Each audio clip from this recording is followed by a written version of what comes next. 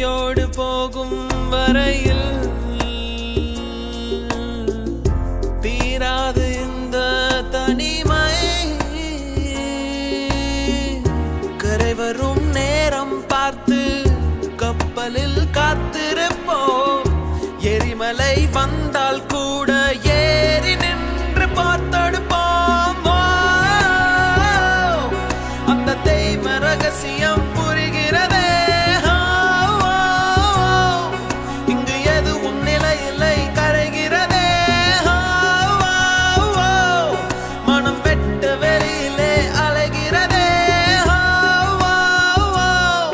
அந்த கடவுளை கண்டால்